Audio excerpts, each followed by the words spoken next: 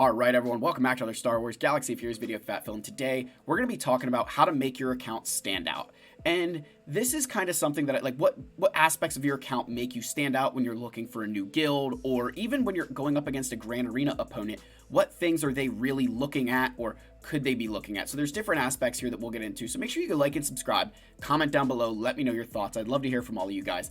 Channel members, I appreciate your patience here. And guys, I have a video that I will be posting at the time of recording later today, kind of explaining some of the stuff that's happening on the channel right now. So I do have a bigger update kind of coming probably later today at some point. So I appreciate all your patience. I love you all. May the force be with you. Let's get into this video and let's talk about, how to make your account stand out here. So whenever you open up somebody's account, right, the first thing that you're going to see is their GLs and S tier fleets. And that's because when you go to an account, it's sorted by power. So you'll see my most powerful characters first. So you'll see, okay, hey, this account has all the GLs. If I go to your ships, hey, they've got, all the things, right? That's the first thing that's going to pop up, right? That's pretty simple. Like, this is right in your face. It's obvious. Everybody knows it. In the lower stages of the game, it's the same thing, except you might not have as much stuff. What I will tell you is that if you want to stand out, having some of the GLs like Leia, Jabba, JMK, Lord Vader, those higher quality GLs, those ones that take a little bit more work, can make you a far more lucrative candidate for a new guild, or can scare your Grand Arena opponent a lot more.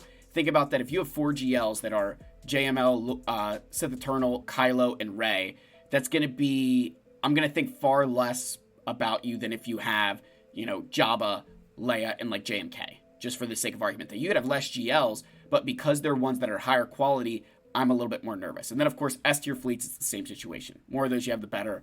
But even what star level they are, abilities, all those things. So that's a big part of it. But the next is your measurables, right? And we're gonna flip over to a compare that I ran against my guildmate Zangster. So my fat face isn't really covering anything too crazy here. So this is again my guildmate. So your measurables are these pieces from your summary section, right? So your summary all the way down to datacrons. Those are your measurables. Those are the things that we can measure about you, right? That, hey, here's your galactic power, how many omicrons and zetas do you have, your speeds, right, between your gear 11 and top 80. And the one thing I want to point out here, a lot of players only look at this top 80 speed. I actually find that it's far more important to look at the gear 11 average. The higher this number is, the more quality mods you can expect, because I can change this number very easily. It's like, this is only 80 characters. So if my top 80, if I focus on making all of their mods extremely fast, this number can skyrocket. But this number tells a far better story that, hey, outside of those characters, what do the rest of their mods look like? So like Zangster's got a very good, really good, he's better than me. Does have a bit more GP, but again, like really good speeds there. So that's something that's extremely important. Obviously your relics. Here's the mod analysis. So the one thing that I would say you will want to pay attention to is the 6 dot. Having a more 6 dot mods can be a good indication of the kind of player, where they focus. And then of course, like the offense section here, I mean, my offense mods are a bit, I focus a lot on those secondaries. But then from a relic perspective, even, what is your spread of relic levels, right? Like Zangster, look at this. Like, he's got a lot better relics than me. More relic 9s, more relic 8s, and the same number of relic 7s. So like I have more relic 6, right? I've got 8 to his 0, but that's not a category that you necessarily want to win. But anyway, that's kind of my, hey, this is where we're at, right?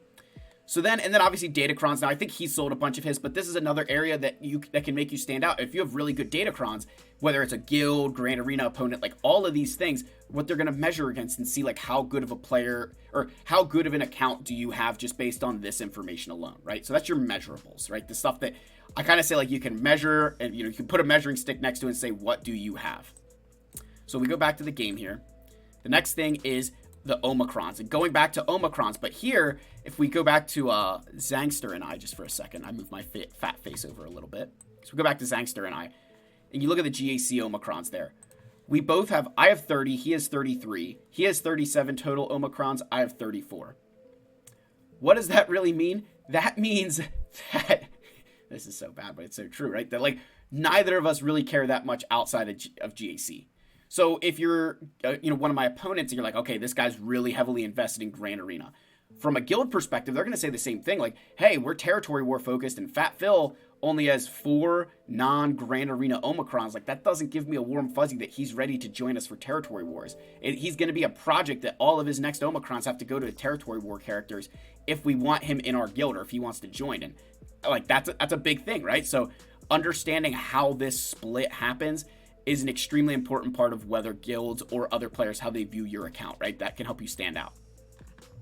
So then guilds are really going to look at your territory battle readiness, right? This one kind of comes from a guild perspective, but your TB readiness, like how ready are you for Riva, Inquisitors, Geonosians, the clones for the Cudi Mundi mission, or if you're looking at Rise of the Empire, your special mission progress for Baraka, your operations, any other special missions, like what can you feasibly do now? And the reason why this stuff can help you stand out is that, again, you're competing for the same guild spot. You think there's going to be a bunch of people looking to join that guild. If you have Inquisitors and they don't, that can make a difference. If you're ready for the Baraka mission and they aren't, like all of that stuff plays a factor in allowing your account to stick out. It can also give, people comfort knowing that, hey, Phil was willing to relegate Snowtrooper, like, I like that. If you look and you're like, I don't see where this guy ever contributed to operations for his guild, like that can be a red flag.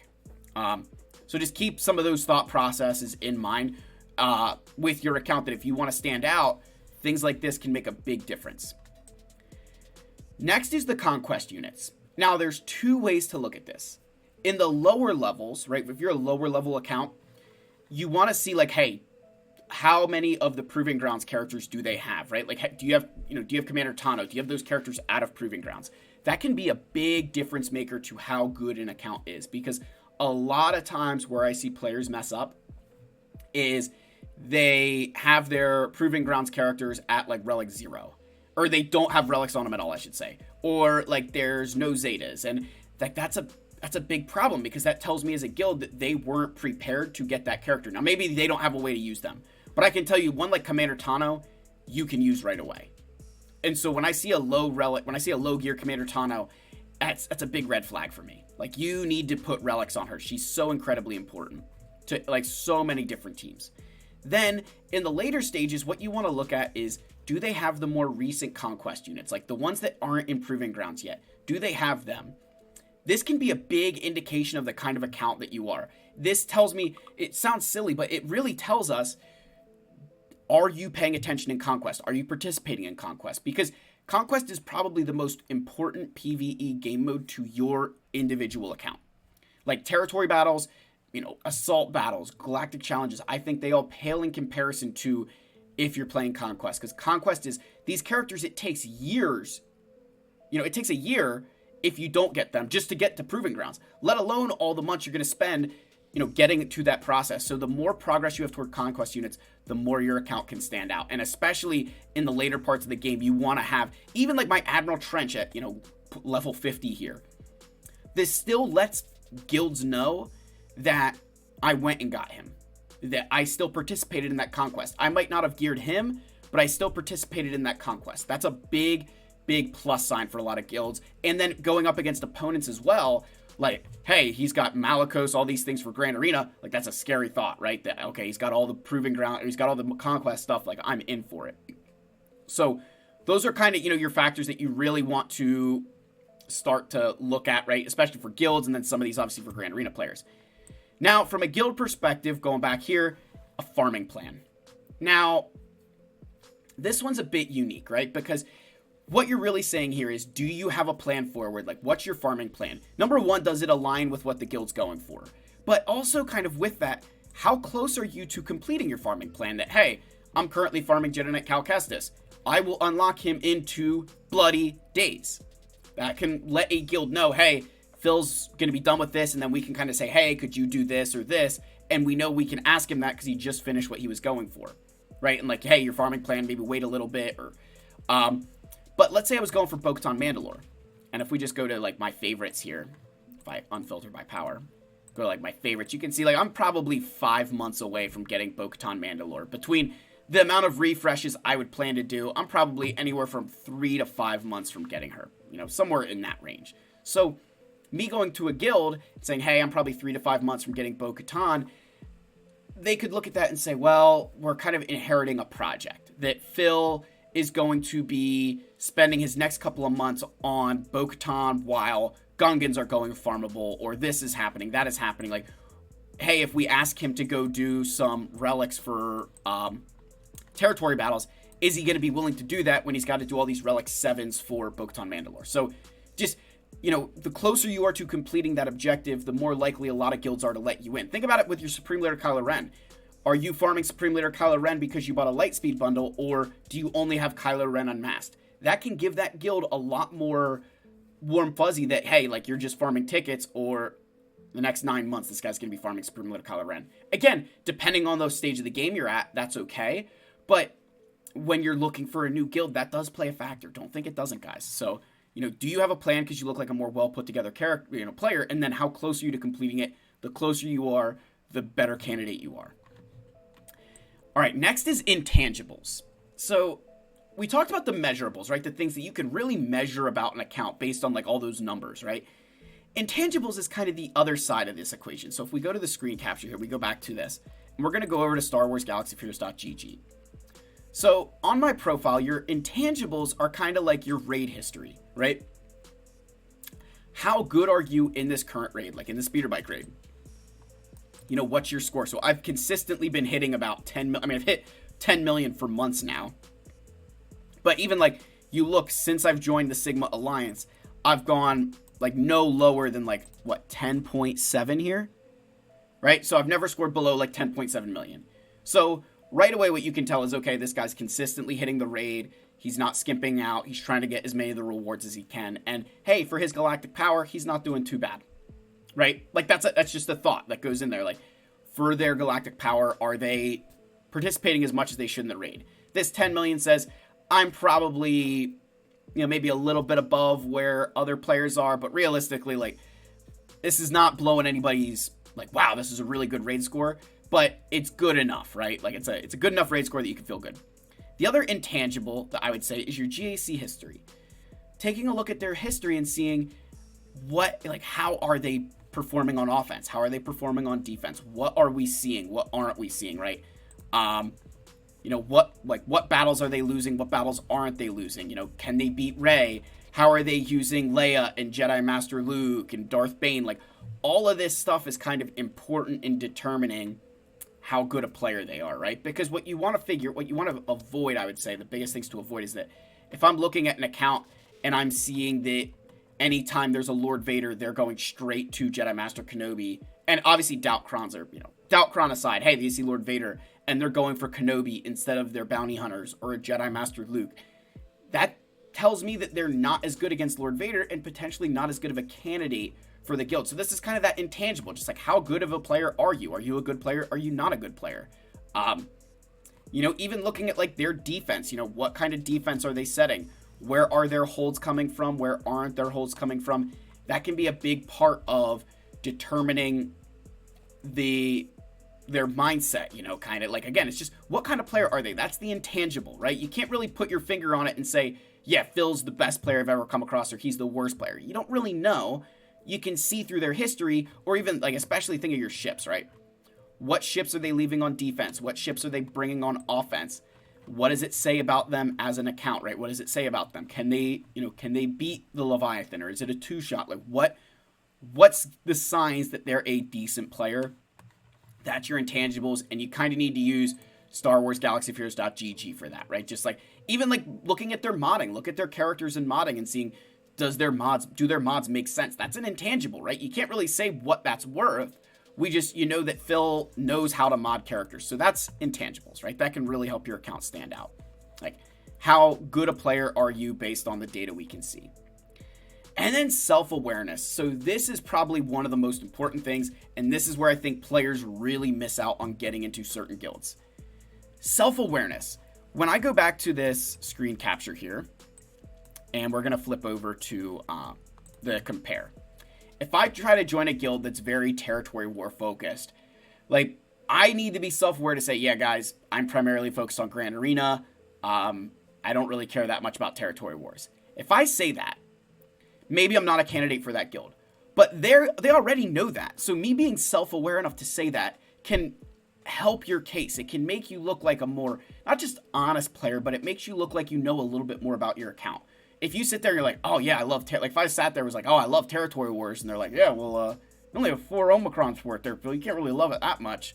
That's a big thing. And the other side to self-awareness is, what kind of guild are you looking to get into? What kind of, like me being in Kyber 1 would be another example that I know that I'm flirting with disaster. And like, I will talk about that in another video. But like, do I sit here and I'm like, I'm the greatest player ever, or am I self-aware enough to be like, yeah, kind of just float in and out? But here's kind of what I would mean by like self-awareness when it comes to asking what kind of guild to get into, right? So my current guild is 561 million galactic power, right? If I look at my galactic power itself, right, my GP is 10.7 million. So if I took my galactic power and I multiplied it by 50 players, I should be, like, my average would say 536 million GP. That's the kind of guild that I belong in based on just my GP on average. So that tells you that I'm in a guild that's about 25 million galactic power above my average. But I feel that I belong here, right? I think like my scores and everything else kind of shows that I belong in a guild of this size. But let's say that I wanted to shoot for the moon. What guild would I feel confident joining and saying, yeah, I could probably be in here? The way I do is I normally say, take your GP, you add 1 million. You multiply that by 50 and you get to 586 million. This is like my maximum threshold that if I was to ever go look for another guild, which I'm not anywhere close to, guys, don't freak out. Like 586 would be like the peak, right? And even then, I would be nervous about asking at that level because they could maybe be requiring things that I'm not ready to do, which is the other side of your account, that a lot of players, they'll try and join the highest level GP account guild that they can. And that's great up until the point that, hey, Phil, we need you to do Relic 9s for operations. Hey, Phil, we need you to, do Relic 8 Inquisitors. We need this, we need that. And I'm missing out on doing other things that are going to benefit my account more. You've got to find that guild that's going to fit you, not only from a galactic power perspective, but also from you can build your roster the way that you want, that you can make those decisions for yourself. So that adding 1 million, I think, is like the best way. And I thought it was a really funny thing that if you look, I'm about halfway between what the minimum and maximum could be. That like, I'm literally like almost 25 million on either side of it, which I thought was a really funny thing to show. Like, this guild, my current guild, is about halfway between what I would say the minimum guild I should be in, what the maximum I should be in. Just based on GP, right? That's the way I look. I would say that you never want to be... Let me rephrase this. After a certain point, you're going to be above the average in a guild. But for a lot of you in this game, that's not the reality. It's only when you get into like my guilds of my size and above that you'll start getting to that point where what guild are you going to find? What's the difference between 600 and 610 million, or 620 and 630? Like, you're starting to split hairs at that point. Now, the difference between like 560 and 580, that can be a big difference. But at the top level, you don't care if you're above the minimum, that average GP as much, because you're not going to find a better guild, right? But I did think this was funny, and what kind of sparked this video, if I just go back into the game here, was that, or maybe I'll switch over to this compare. So, what sparked this was that there was a guy who came into the Sigma Alliance and was looking to join our Alpha Guild, like our top guild. They're above 600 million. They're one of the highest guilds in Galaxy of Heroes. They're in the top 10, I think. And he had the same amount of GP as me, worse mods, worse relics, worse datacrons. His speeds weren't as good. He was missing conquest units, and we're like, dude, like, you don't even belong in Mandalorian, like in my guild, let alone in our best guild. And so he wasn't self-aware. And so even when it came to my guild and they're like, hey guys, would you take him in? We were kind of like hesitating because this guy wasn't self-aware. He didn't really know where his account belonged. He just assumed I belong in the best guild possible. Like, you got to be self-aware. You got to know where can you actually fit in. And I would say for some people, if you feel like I'm not as good of a player, don't try and shoot for this number then. If you feel you're a very good player, go ahead and shoot for this number and, you'll fit in. Like, I've never felt confident kind of shooting for a number like this. I feel where my guild is exactly where I belong right now. Hey, I can punch a little bit above my weight from a guild perspective, taking into account both TB and territory wars. Because territory wars, I about, pull my own weight. Territory battles, I think I pull above it. So overall, it's I fit in. But that's the end of the video, guys. Hopefully this helps you understand kind of how to, get your account to stand out. Whether, again, mostly looking at it from the looking for guild perspective, but there are some things in Grand Arena even. The amount of opponents I go up against who compliment me and I'm like, oh, thanks, I don't sit there and I'm like, yeah, I'm a million times better than you. They're like, yeah, I've gotten lucky, or, I win some, I lose some. That self-awareness can really make you stand out as a player, as, make your account stand out, and it gets you a lot more respect. And the last thing I'll say about this when looking for guilds pay attention. Like, this is this community is pretty tight-knit and pretty small. Like, we all know each other in some way, shape, or form, right? That there's connections throughout this entire game. And when you see the same account kind of constantly looking for guilds, constantly changing guilds, it doesn't give you a warm fuzzy that person's always just guild hopping and looking for that next one. And that makes them a less likely candidate to get into guilds a lot of times, because there's no loyalty. So I'm going to leave it at that. Let me know your thoughts down below. Again, like, subscribe, comment. I love you all. May the force be with you, and I'll see you in the next one. Cheers.